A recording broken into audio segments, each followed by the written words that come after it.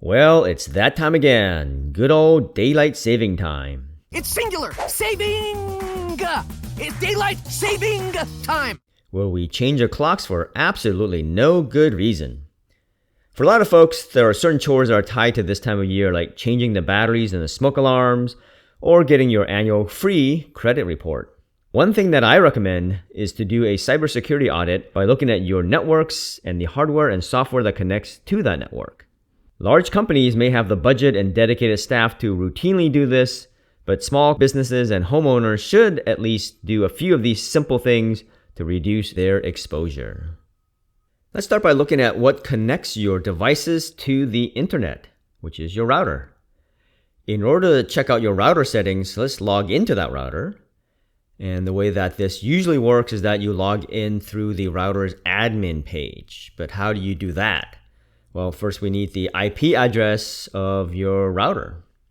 So on your PC, you would go to a command line by typing the window key, and then with the focus on the search bar there, you just type CMD. And then hit enter and you'll get the command prompt.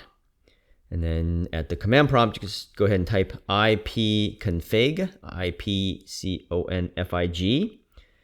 And you want to look for the line that says the default gateway. So mine is going to be 192.168.1.1.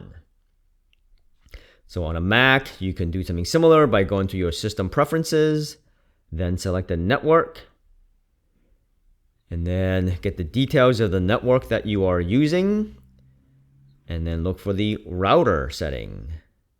So in this case, once again, it's 192.168.1.1.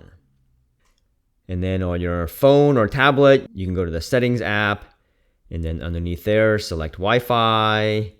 And depending on whether you have an Android or iPhone, there's some kind of info you can probably look at. And once again, you want to look for either the word router or gateway or default gateway.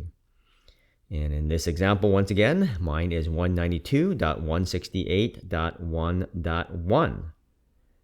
So once we have that IP, you want to go to a web browser and then type in that default gateway address, which is, in my case, 192.168.1.1. And then this should get you into the admin page where you can go ahead and log in and look at the settings. The main idea here is that you want to make sure your home router is as secure as you can make it.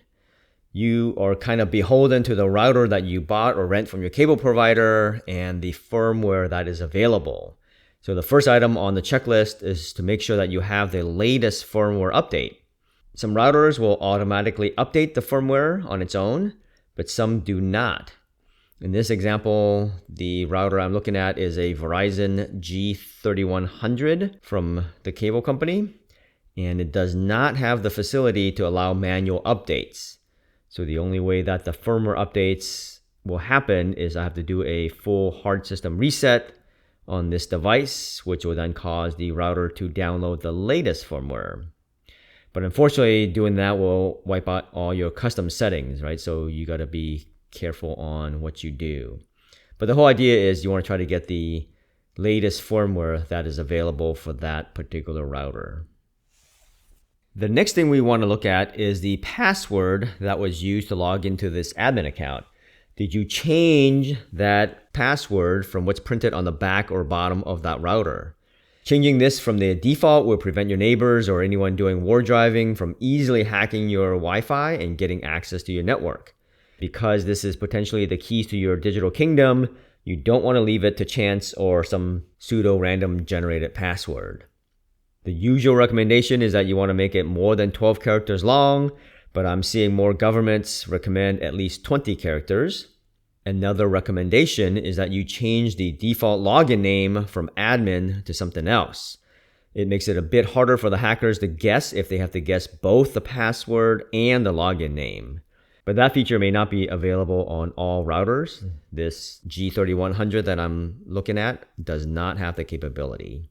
And the second password you want to change is probably the Wi-Fi password. That's a different password than the admin password, which is used to log in via the web browser to configure the router. The Wi-Fi password is what one needs to get onto the Wi-Fi network to get access to the internet. A lot of people don't want to bother changing the default password, but unfortunately the default passwords may not be as randomly generated as you think. And the same password rules apply here. Make it 20 plus characters long to make it hard for the hackers to guess it. The good thing is that if your devices remember the passwords, then you're not constantly having to type in that long passwords over and over again. The SSID, which is short for Service Set Identifier, is basically the Wi-Fi's name, right? So that's the name that you see on your phone when you want to get onto a particular network. So by default, your provider will use pre-programmed names like Verizon _ G09B3Z or Fios _ B3B1U or setup _ BDXH or something like that. You could leave it or change it to something else more interesting. But be careful to make sure that you don't include your address or name in that Wi-Fi name.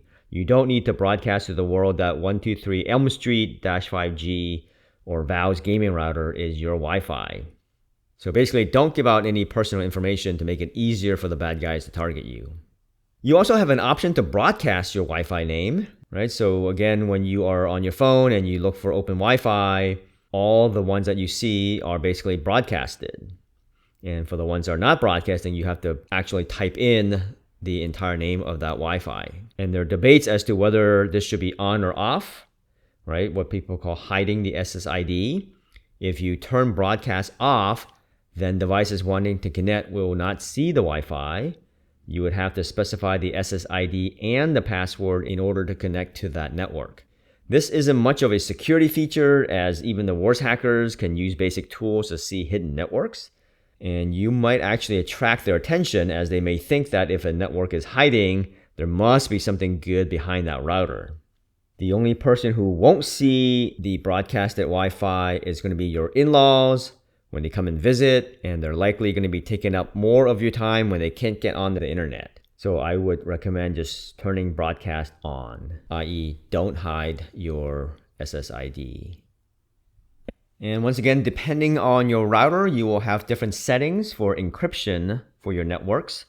And the lowest you should use is probably WPA2. Probably want to use WPA3 if your router has it, and if your devices that you want to connect to it supports it. You might notice that in some of the IoT networks, some of the IoT devices might be a little older, so they may not support WPA3. So then you can probably just drop it back down to WPA2. If your router has a guest network or IoT network, I would encourage you to use these for guests and IoT devices, as their names imply. Isolating the IoT devices is good security posture, because I still don't really know what all these light bulbs and spy cams are doing when they're on my network.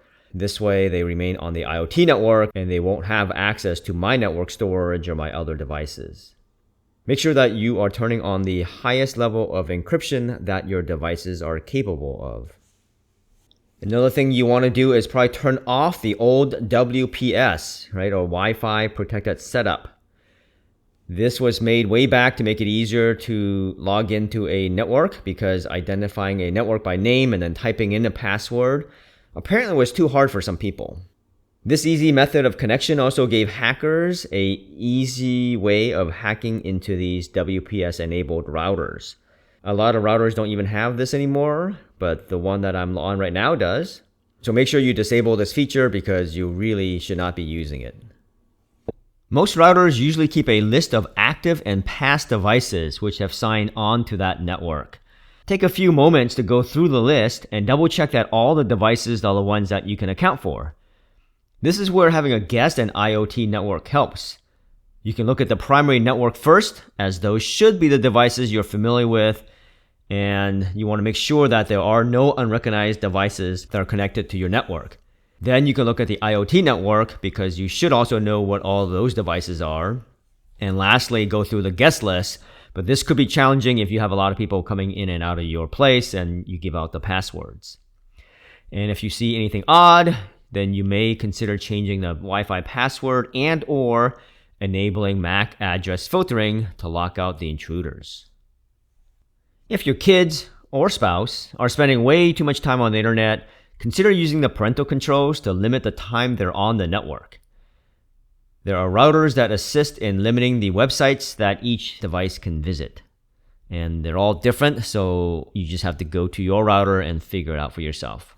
But it's worthwhile checking and updating if your kids have grown out of a certain age bracket and or you need to, impose more harsher limits on them. Universal Plug and Play was designed to allow new devices connected without having to reconfigure or reboot the router. But what are these devices and why would I use them? Well, UPnP devices include IoT devices like webcams. They make themselves visible on the internet so that you can view the cameras when you're not at your home. The UPnP protocol makes it convenient for you as the owner, so you don't have to be manually forwarding ports from the UPnP device, as the protocol automatically forwards router ports to new devices. So allowing UPnP essentially is allowing things to bypass your firewall. So this clearly is dangerous because those devices can be infected with malware and hence allowing the malware to spread all over your network. So you might want to consider turning UPnP off if you don't really need that. If checking on your credit history every 6 months is too much work for you, then maybe your network security doesn't matter either. But for those who do care, this time of year is a good reminder to practice good network hygiene. Just like checking your credit report guards you against identity theft, going through your network settings and connected devices helps in minimizing data and financial loss due to theft or other malfeasance. You just want to make sure that there are no errant devices on your network because those can be the source of malware and cause the demise of the rest of your network and the compromise of your data. Hope that's been helpful. For other networking related videos, check out these videos here. Make sure you click on the blue monkey to subscribe so that I qualify to get on Soul Train. Thanks for your time and happy hunting.